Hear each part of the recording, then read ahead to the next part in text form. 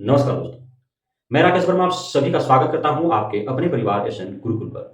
साथियों, आप देख पा रहे हैं किस प्रकार से बिहार में कभी बिना रिक्ति के ही विज्ञापन जारी कर दिए जा रहे हैं, तो कभी बिना नियमावली बनाए ही भर्ती ला दी जा रही है।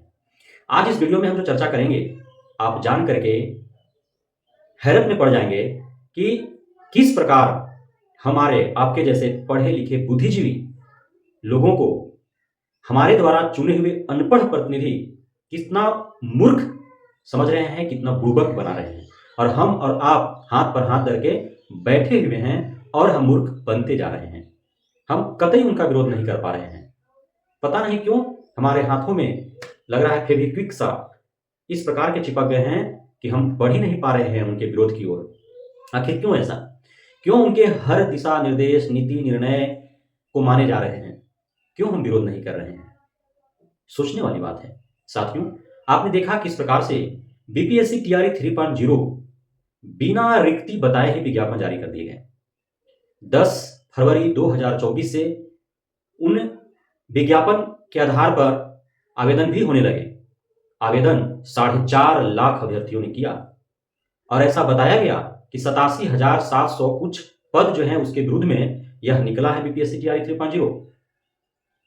एक बार बीच में category wise, grade wise, subject wise, district wise रिक्तियां भी दी गई, लेकिन कुछ ही दिनों में उसे रद्द कर दिया गया और पुनः पूरे 3800 जिला के डीओ से रिक्तियां मांगी गई कि बीपीएससी टीआरई 1, टीआरई 2, सक्षमता परीक्षा, नियोजित शिक्षक कितने रिक्ति हैं सभी का अवलोकन करके उसका समायोजन करके और रिक्तियां पुनः भेजे। रिक्तियां गड़बड़ लग रही है शिक्षा विभाग को, और ऐसा कहा गया कि रिक्ति जो अंतिम तौर पर 87,700 समथिंग है वो रहेंगे।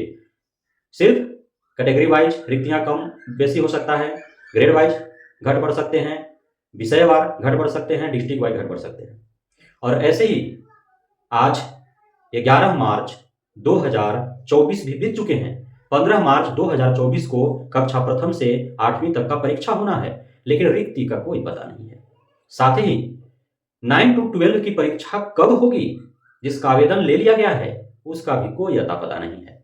आपको तो यह जानकर के भी हैरत होना चाहिए कि बीपीएससी आयोग का अब तक कोई अस्थायी चेयरमैन नहीं है और उस आयोग के द्वारा बीपीएससी टीआरई 3.0 परीक्षा लिए जाने हैं।